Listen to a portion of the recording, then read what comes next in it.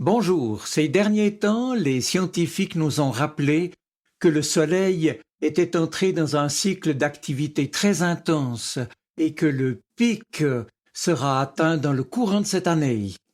Et voici qu'il nous annonce, je cite, la probabilité d'une tempête solaire massive pour ces prochains mois, ce qui pourrait, hélas, avoir des conséquences extrêmement lourdes sur l'économie mondiale et sur l'évolution de nos sociétés hyperconnectées.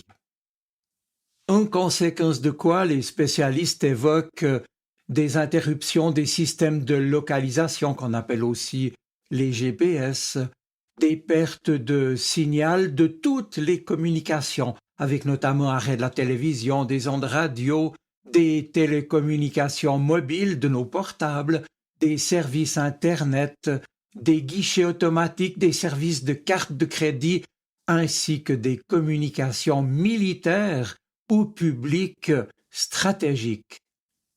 Bref, leurs prévisions décrivent donc un scénario catastrophe que certains qualifient même d'apocalyptique. Les conséquences les plus dommageables seraient alors que ce blackout entraînerait inévitablement l'arrêt ou le passage en mode dégradé pour le moins d'un grand nombre d'activités vitales dans le domaine de la santé, des transports, mais aussi de la logistique, provoquant d'importantes ruptures de stocks de toutes sortes. Et à ces graves difficultés d'approvisionnement s'ajouteraient celles pour se chauffer, se déplacer, communiquer, ce qui pourrait évidemment provoquer une crise économique majeure. Et en plus s'y ajoutent des risques de pollution, avec l'arrêt des systèmes de surveillance, d'infrastructures à risque, et tout cela sans parler des réactions de la population. Mes amis, les perspectives qu'on nous annonce là le plus sérieusement du monde ne sont donc pas réjouissantes et encore moins à négliger.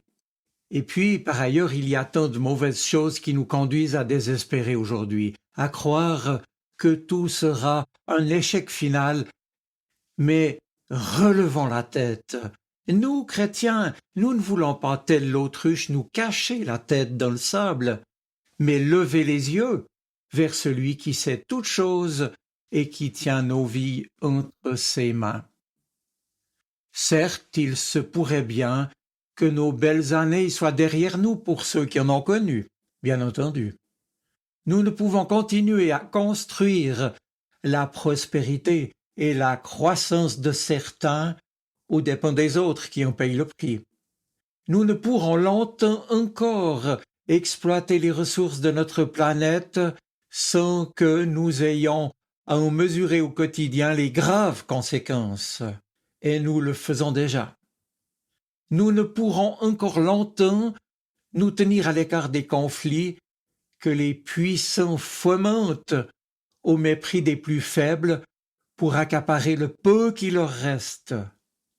Inutile ici d'ajouter « je pense ».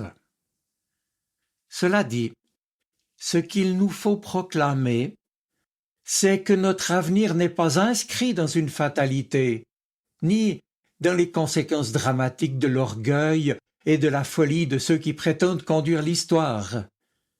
Notre espérance à nous est un Dieu qui a créé le ciel et la terre et qui s'est fait homme pour nous offrir la possibilité d'une vie nouvelle. Vous êtes des doux rêveurs, nous dit-on alors en se moquant. Eh bien non. Si nous relevons la tête en ayant les yeux fixés vers le ciel, nous gardons toutefois bien nos pieds sur terre. L'espérance transcende nos peurs et nous ouvre à l'amour et à l'action. Nous nous accrochons à cette parole de Jésus, c'est en Jean au chapitre 16. « Je vous ai parlé ainsi, dit-il à ses disciples, afin qu'en moi vous ayez la paix. Dans le monde, vous avez à souffrir. Mais courage, moi, je suis vainqueur du monde. On nous demandera alors peut-être, et comment l'a-t-il vaincu ce monde? Il a été bafoué, crucifié. Aux yeux de tous, sa mission échouait lamentablement sur la croix. Et pourtant, l'échec n'était qu'apparent, mes amis. C'est à ce moment précis que le Christ remportait en réalité la victoire. Aux yeux du monde, Christ était vaincu, mais aux yeux de Dieu, il était à cet instant même vainqueur du prince des ténèbres et vainqueur du monde. Sur la croix, Jésus, c'est Dieu qui meurt, c'est Dieu désarmé, c'est Dieu fragile, c'est Dieu dans cet effroyable exil que lui infligent nos refus d'amour. C'est Dieu dans sa tendresse inlassable qui ne cessera pourtant jamais de nous environner de son amour.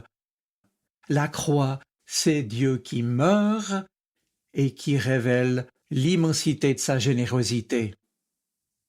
Alors voilà, mes amis, ce que doit susciter en nous aujourd'hui un retournement d'espérance de tout notre être vers le Dieu Père, un retour de tout notre être dans la confiance, dans l'émerveillement, dans un don sans réserve aussi et sans retour de notre part, afin que nous devenions peu à peu ce qu'il est. C'est vers lui seul que doit jaillir notre retournement et notre espérance. Non pas pour nous retourner vers un passé révolu, ou nous tourner vers un avenir utopique, mais pour donner à toute notre existence une orientation créatrice, pour que nous cheminions au cours de notre période terrestre, oui, menacée, avec cette certitude que la croix que nous allons sans doute rencontrer au tournant de la route ici et là, ce sont les bras de sa tendresse étendus vers nous pour susciter la nôtre, afin de faire de toute notre vie un témoignage de lumière et d'amour. Alors nous dit Jésus, ayez confiance, j'ai vaincu le monde. Oui, courage, mes amis chrétiens, parce que Jésus nous donne de pouvoir également vaincre le monde en nous conférant, par la foi que nous plaçons en lui, l'adoption divine qui fait de nous les enfants de Dieu. Oui, courage, parce que l'unique finalité des dons de Dieu, c'est le ciel. C'est nous avec lui. Nous serions en effet les plus malheureux des hommes si nous nous installions en ce monde, si nous réduisions la vie proprement chrétienne à une morale ou à une simple béquille. Nous sommes ici des étrangers. Nous sommes en exil. Nous marchons vers la Jérusalem céleste. Et maintenant le spectacle de nos sociétés civiles qui centrent presque toute leur énergie sur elles-mêmes et qui voudraient conduire et maîtriser toute chose sur la terre, nous montre bien la désespérance et l'échec dans lequel on sombre quand on fait de son nombril le centre et la fin de toutes ses aspirations. L'espérance chrétienne ne consiste pas en un simple désir humain, à savoir que le Seigneur nous donne une bonne santé, un bon travail, un bon salaire, etc. Bien sûr, ce sont des désirs légitimes que Dieu entend et qu'il est bon qu'on les lui confie. Mais le Seigneur est venu aussi élargir notre horizon. Ce que Dieu veut nous donner, c'est encore la vie éternelle, le bonheur éternel du ciel, et c'est là vers lui que doivent tourner nos regards. Pour nous, la chose importante à prendre en considération se situe donc dans le fait que notre vie est un chemin, une route qui a un but, un objectif. Certes, ce chemin peut être parsemé d'embûches. On nous les annonce catastrophiques pour ces prochains mois. Mais nous ne sommes pas seuls, et c'est ensemble que nous avançons vers la vie qui nous est préparée dans le ciel. Ce qui est rassurant, c'est que Jésus lui-même marche avec nous sur cette route. Dieu est là avec nous et il pose un regard de tendresse sur chacun de nous. C'est le regard d'un père qui se réjouit de voir ses enfants avancer, même dans les épreuves et les difficultés. Lui qui est toujours prêt et disponible pour nous aider, pour répondre à notre appel, pour nous encourager sur notre chemin. Car ce regard nous apprend à inscrire notre action présente dans ce que l'Esprit Saint est déjà en train d'accomplir en nous et autour de nous. Marcher en présence du Seigneur, c'est faire l'expérience que Dieu ne nous abandonne pas. Oh, je le sais bien, souvent nous aurions envie de nous arrêter parce que nous pouvons avoir la sensation que rien ne va plus. Eh bien, Dieu est toujours avec nous, même si l'homme et notre société n'en font aucun cas. Disciples du Christ, nous sommes envoyés dans le monde sans être du monde. Et notre tâche consiste à laisser la lumière du Christ éclairer notre vie pour qu'elle puisse non seulement l'envahir de sa clarté, mais aussi la laisser illuminer ceux qui nous entourent. Comment? Eh bien, en vivant la cohérence entre l'évangile que nous proclamons et ce que nous vivons dans le quotidien de notre vie, c'est-à-dire dans la foi, l'amour et l'espérance.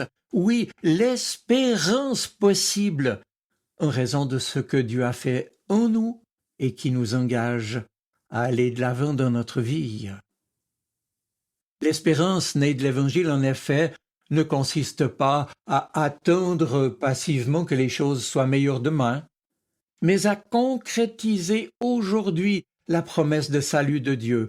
L'espérance chrétienne n'est pas en effet l'optimisme béat de ceux qui espèrent que les choses vont changer et qui, entre-temps, continuent à faire leur vie comme si de rien n'était.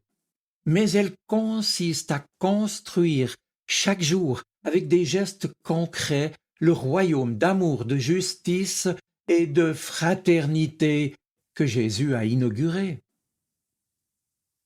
Mes amis, l'heure du Père, c'est l'heure de l'espérance, ou, selon le mot de Paul en 1 Corinthiens 15, Dieu sera tout en tous. Alors, nous serons en Christ et nous entrerons dans la vie. Mon ami, cette heure, c'est déjà aujourd'hui. Si dans la foi tu lui remets ta vie et celle de tous les tiens, quoi qu'il arrive jour après jour, dans la patience de l'amour reçu et donné. Mes amis, ne craignons pas les menaces et les épreuves du temps présent. Nous sommes appelés à l'avenir de Dieu. Et Jésus nous dit, « Je vous ai parlé ainsi, afin qu'en moi vous ayez la paix. Dans le monde vous aurez à souffrir, mais courage, moi je suis vainqueur du monde. » Je vous souhaite une bonne semaine. Soyez bénis. Amen. Sa parole résonne dans mon cœur. Elle est vivante, elle parle. Elle m'aide à choisir, m'illumine. Elle est vivante, elle est poignante, elle touche mon cœur.